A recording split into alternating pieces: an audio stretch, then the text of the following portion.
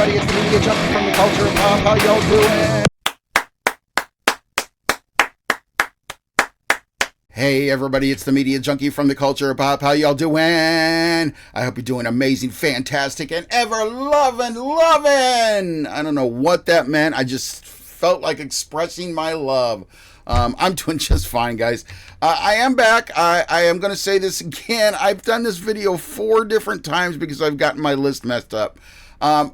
I'm just going to make it quick this time. I'm lazy on the letterbox. I wish I could do better. I'm trying to do better on it. I'm 3 months late again, so I'm going to give them to you all in a package. Happy Memorial Day, by the way, everybody. Let's mourn the ones that we love. Let's mourn the loves that we lost. And, so on and so on. And let's check out some corny-ass movies that I watched on Letterboxd. We're going to start out here with February. That was the last one I did was January. I know I'm way behind. Hopefully I can get these 3 done, and then I can get to May and be on time for after May, or when May's over.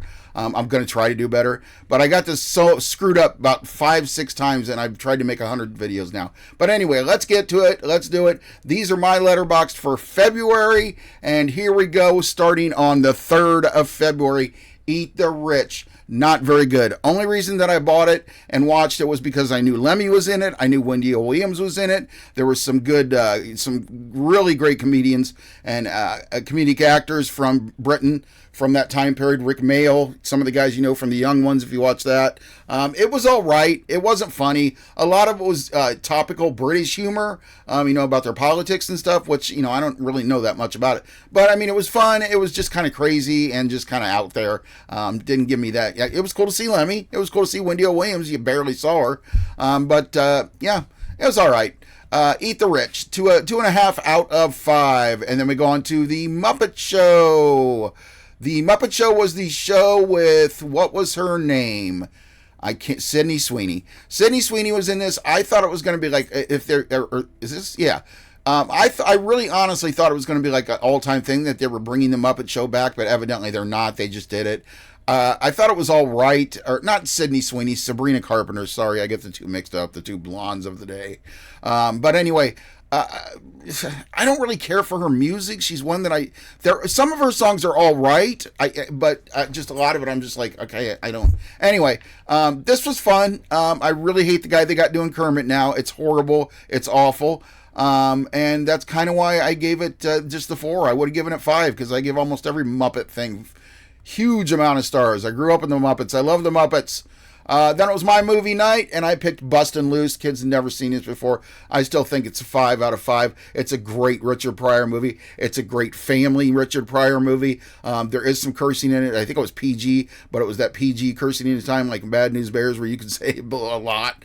But he's so great in it, and he's so adorable at the end and lovable. It's a great Richard Pryor role that I think a lot of people let go because, it's not a usual Richard Pryor role. It's so good. Watch it. Go back and watch it because it's, what year was that? Anyway, 81. Yeah, I saw that at the movie theaters with Mom and Dad, and I love that movie. Watched it forever on Showtime when it was on.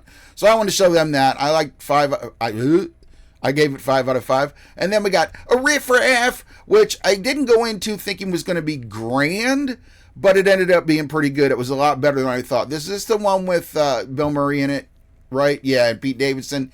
Yeah, I did like it. It was all right. 3.5 out of 5. That's a pretty good score for me. It's just kind of a mismatch, hodgepodge, kind of like a Fargo type scenario, or that kind of comedy / drama, whatever, kind of like that kind of humor, but it was pretty good. Like I said, 3.5 out of 5. Life, this was my son's pick. He had never seen it. I gave it 4 out of 5 only because when it first came out, I'm a huge Eddie Murphy fan, but I'm not a huge Martin Lawrence fan. Never really have been.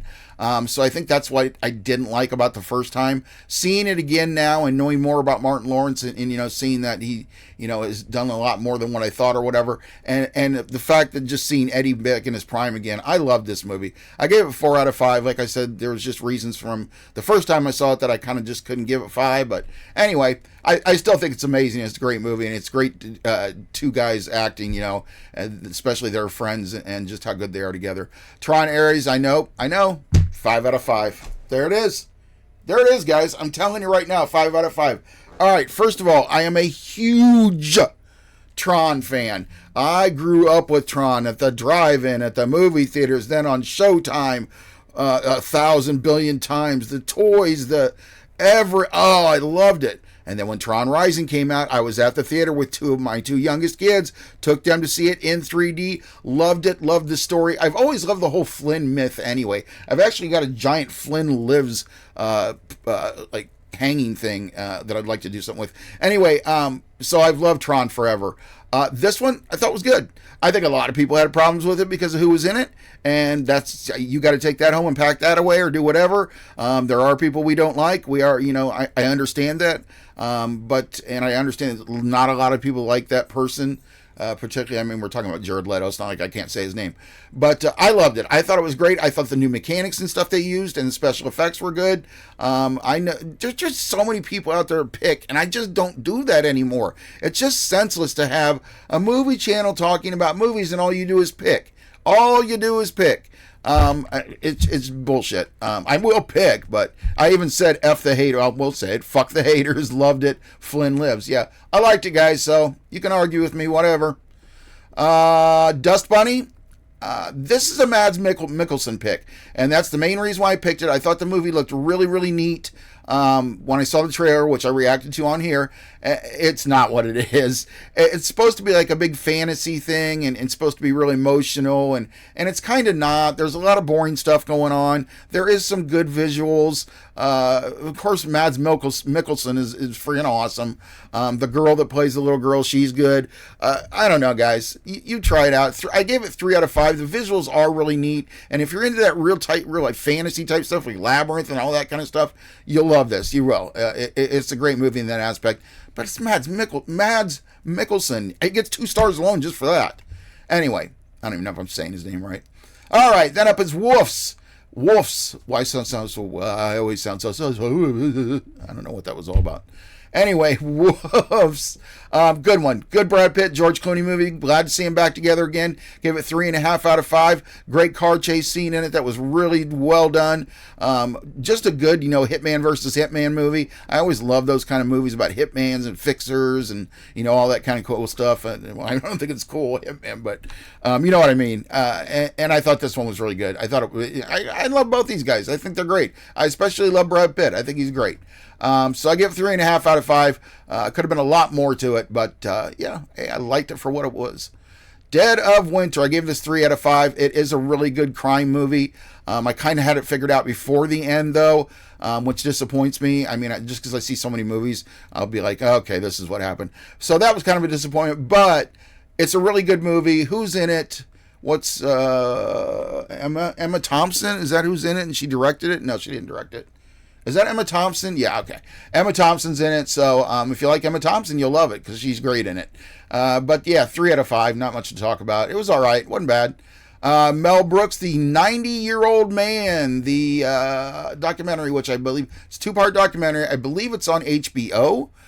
Really good, excellent, especially if you love Mel Brooks. I even learned things that I didn't know, and I'm a huge Mel Brooks fan from way back. My mom and dad introduced me to him like way high. I think High Anxiety I saw in the theaters, and I just fell in love. I had to see every single Mel Brooks movie after that. But yeah, so anyway, this is a great movie. It tells like his entire life story, and all his friends and everything. And I think it's really, really well done, really nice, excellent job. As good a job as they did on the Pee Wee one. I don't know why when I do these longer videos, I start getting all zany and crazy. The Taking of Pelham 1, 2, 3. This is the original, the OG. It's great. Walter Matthau is amazing. I put one of my favorites, Walter Matthau. Wow.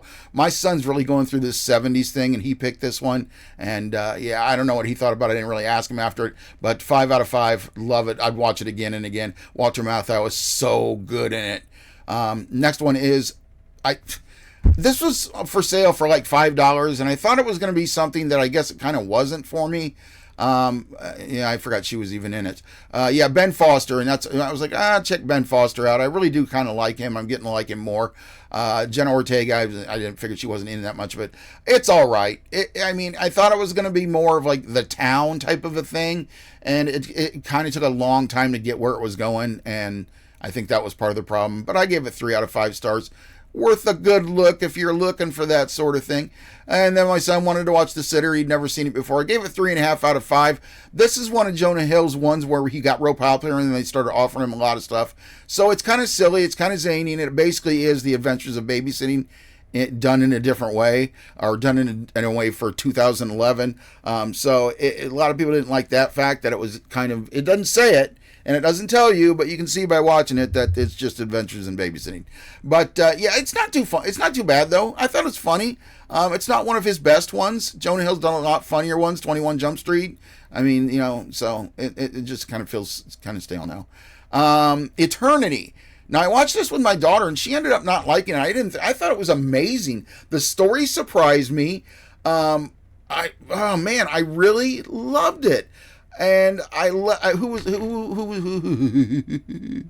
was in it that I liked?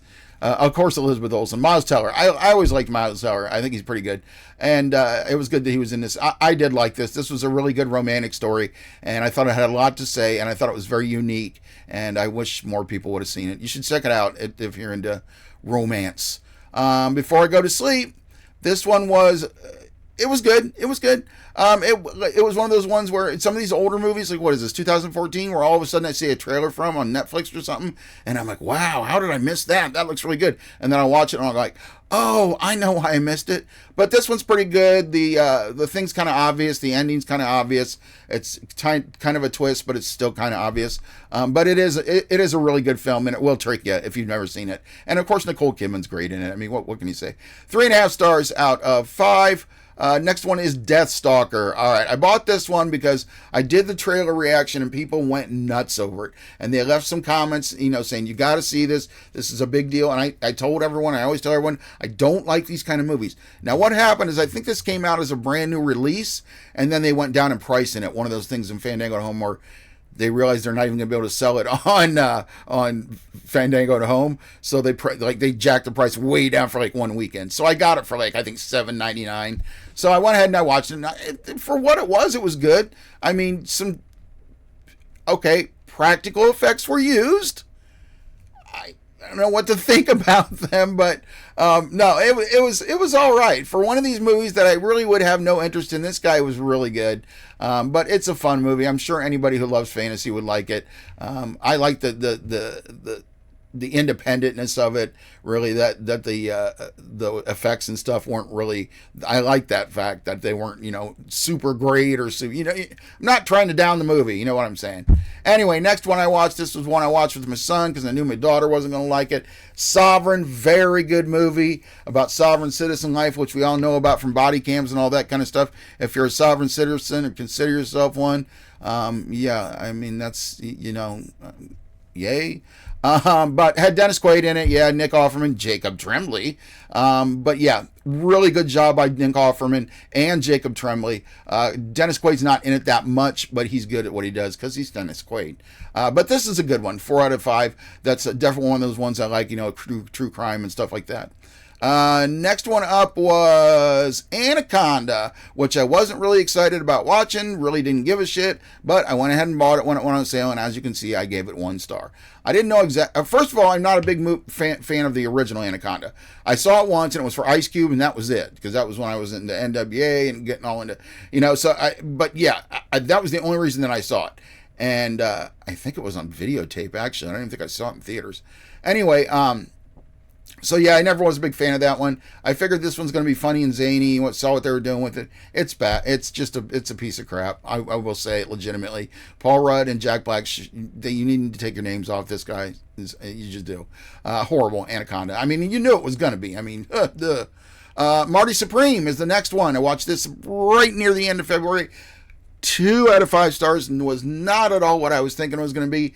Everybody was controversial about it. They're like, oh, there's so many filthy things in this movie, and it's dirty, and it's hard to watch, and it's blah, blah, blah.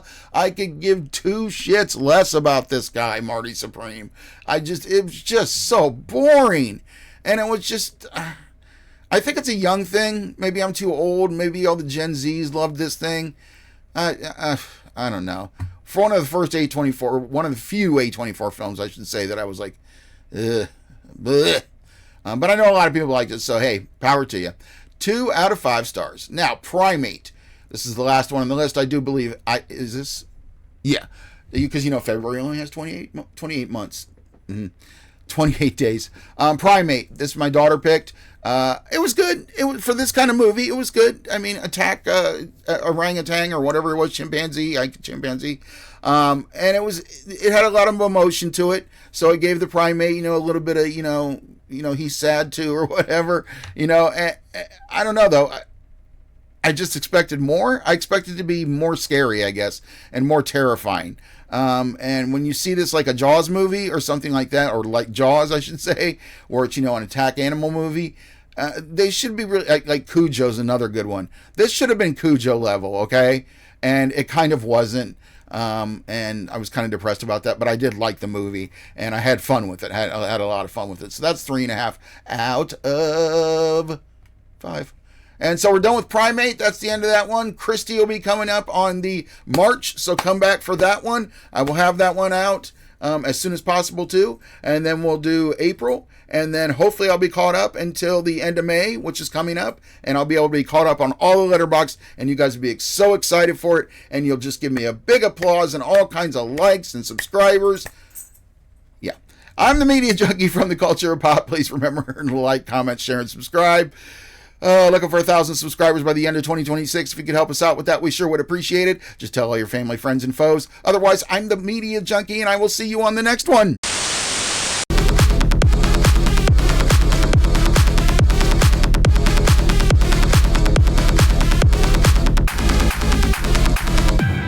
I hope you're doing marvelous today. I'm doing splentastic.